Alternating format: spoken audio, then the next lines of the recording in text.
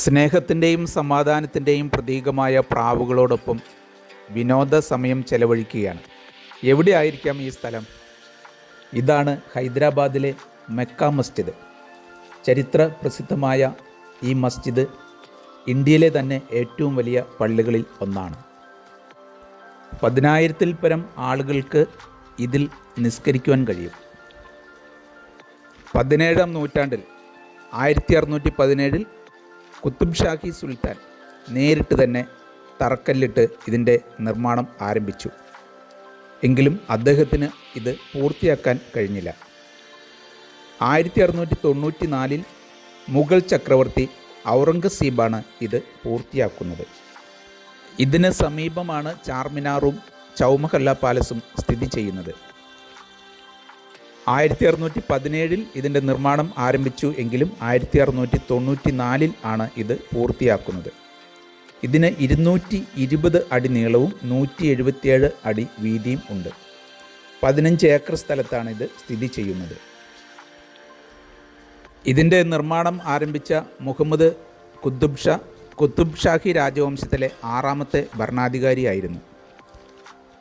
പുണ്യസ്ഥലമായ മക്കയിൽ നിന്ന് കൊണ്ടുവന്ന മണ്ണ് ഉപയോഗിച്ച് നിർമ്മിച്ച ഇഷ്ടികകൾ കൊണ്ടാണ് പള്ളിയുടെ മധ്യഭാഗത്തെ കമാനം നിർമ്മിച്ചിരിക്കുന്നത്.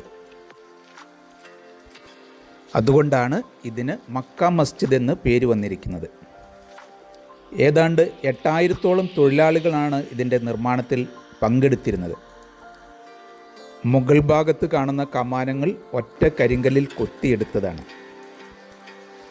ഫ്രഞ്ച് പര്യവേക്ഷകനായ ജീൻ ബാപ്റ്റിസ്റ്റിൻ്റെ യാത്രാ വിവരണത്തിൽ ഈ പള്ളിയുടെ നിർമ്മാണത്തെക്കുറിച്ച് പരാമർശിക്കുന്നുണ്ട്.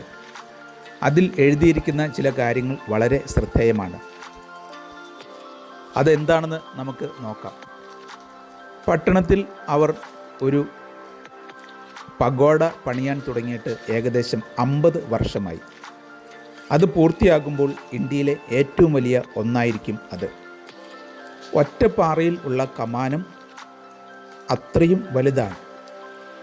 അവർ അത് 5 വർഷം ഖനനം ചെയ്താണ് പൂർത്തിയാക്കിയത്. 600-ഓളം പുരുഷന്മാർ നിരന്തരമായി വർഷങ്ങളോളം ഈ ഖനന ജോലിയിൽ പങ്കെടുത്തു. ഇത് പഗോഡയിലേക്ക് കൊണ്ടുവരാൻ 1400 കാളകളെ ഉപയോഗിക്കേണ്ടി വന്നു. ജീൻ ബാപ്റ്റിസ്റ്റിൻ്റെ യാത്രാവിവരണത്തിൽ നിന്നുള്ള വരികളാണ് നാം ശ്രദ്ധിച്ചത്. ഇന്ന് ഹൈദരാബാദിലെ ഏറ്റവും പുരാതനമായ കെട്ടിടങ്ങളിൽ ഒന്നാണ് ഈ പള്ളി. ഹൈദരാബാദ് നഗരം നിർമ്മിച്ച മുഹമ്മദ് കുലി കുതുബ് ഷാ ആണ് ഇതിൻ്റെ നിർമ്മാണം തുടങ്ങിയത് എന്ന് നാം മനസ്സിലാക്കി.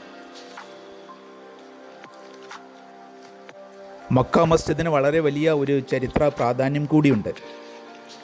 പള്ളിയുടെ തെക്കേ മുറ്റത്ത് നാം ഈ കാണുന്നത് അസബ്ജാഹി ഭരണാധികാരികളുടെയും കുടുംബാംഗങ്ങളുടെയും ശവകുടീരങ്ങൾ ആണ്. അവരുടെ പേരുകൾ നമുക്ക് നോക്കാം. മിർ ഖമർ ഉദ്ദീൻ ഖാൻ അസബ്ജ 1 എന്ന് അറിയപ്പെടുന്നു. മിർ സായിദ് മുഹമ്മദ് ഖാൻ, മിർ നിസാം അലി ഖാൻ, ഇദ്ദേഹം അസബ്ജ 2 എന്നറിയപ്പെടുന്നു. മിർ അക്ബർ അലി ഖാൻ അസബ്ജ 3, മിർ ഫർഖന്ദ അലി ഖാൻ അസബ്ജ 4, മിർ ധന്യാത് അലി ഖാൻ അസബ്ജ 5, മഹബൂബ് അലി ഖാൻ അസബ്ജ 6, മിർ ഒസ്മാൻ അലി ഖാൻ അസബ്ജ 7.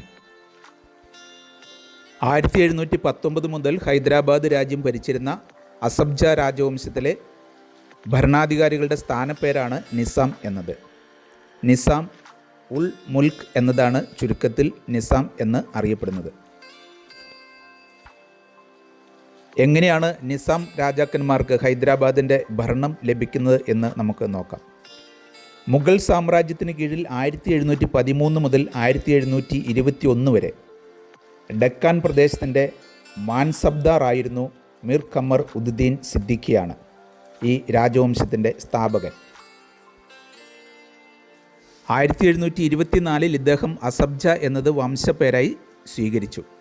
ആദ്യമൊക്കെ മുഗൾ ചക്രവർത്തിയുടെ പ്രതിനിധിയായി നിലകൊണ്ടെങ്കിലും മുഗൾ സാമ്രാജ്യം ക്ഷയിക്കാൻ തുടങ്ങിയതോടെ അസബ്ജ വംശം ഹൈദരാബാദിൻ്റെ സ്വതന്ത്ര ഭരണാധികാരിയായി മാറി. ലോകത്തിലെ തന്നെ ഏറ്റവും ധനികരായ രാജവംശങ്ങളിൽ ഒന്നായിരുന്നു നൈസാം രാജവംശം. ലോകത്തിലെ ഏറ്റവും വില കൂടിയ ഡയമണ്ട് ഇവർ പേപ്പർ വെയ്റ്റായി ഉപയോഗിച്ചിരുന്നു എന്ന രസകരമായ ഒരു കഥയും ഉണ്ട്. മുഗൾ സാമ്രാജ്യം കരസ്ഥമാക്കാൻ ഔറംഗസേബ് നടത്തിയ പല യുദ്ധങ്ങളിലും വീരസാഹസികത പ്രകടിപ്പിച്ച ഹാജി നവാബ് ഖ്വാജ അബീദ് സിദ്ദിഖിയുടെ പൗത്രനും മിർ സഹാബുദ്ദീൻ സിദ്ദിഖിയുടെ പുത്രനുമാണ് നൈസാം വംശം സ്ഥാപിച്ച മിർ ഖമർ ഉദ്ദീൻ സിദ്ദിഖി. പിതാമഹനും പിതാവും ഔറംഗസീബിൻ്റെ വിശ്വസ്ത സേനാ നായകന്മാർ ആയിരുന്നു.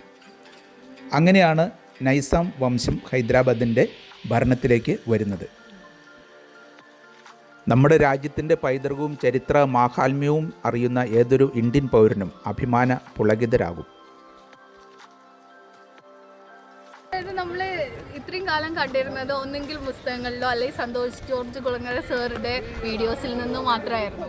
ഇപ്പോൾ നമ്മളത് ലൈവായിട്ട് നമ്മൾ ഇത്രയും റിയലിസ്റ്റിക് ആയിട്ട് കാണുമ്പോൾ നമുക്ക് ഒരുപാട് എന്താ പറയുക, നമ്മൾ പണ്ട് പഠിച്ചിരുന്ന ഒരുപാട് ചരിത്രങ്ങളുടെ കാര്യങ്ങളും അതേപോലെ രാജാക്കന്മാർ കീഴടക്കി അങ്ങനെ ഒരുപാട് കാര്യങ്ങളാണ് നമുക്കിപ്പോൾ അത് നമ്മളെ മനസ്സിലൂടെ ഓർമ്മ വരുന്നത്. അതേപോലെ ഇതിലൂടെയൊക്കെ നമ്മളിങ്ങനെ നടന്നു പോകുമ്പോൾ എത്ര കാലം മുമ്പ് ഇത് പണി കഴിപ്പിച്ചാണ്, എത്ര ആളുകൾ, എത്ര ഭടന്മാർ, എത്ര രാജാക്കന്മാർ, അങ്ങനെ എത്ര ആളുകളിലാണ് ഇതിലൂടെ നടന്നിട്ടുണ്ടാവുക. അങ്ങനെ ഒരുപാട് ചരിത്രം ഇറങ്ങുന്ന സ്ഥലമായതുകൊണ്ട് നമുക്ക് ഭയങ്കര പ്രൗഡായി ഫീൽ ചെയ്യുന്ന നമ്മൾ ഇന്ത്യയിൽ ഇത്രയും നല്ലൊരു സ്ഥലവും ഇത്രയും നല്ലൊരു വ്യൂ എല്ലാം കാണാൻ പറ്റിയതിൽ ഭയങ്കര സന്തോഷമാണ് തോന്നുന്നത്.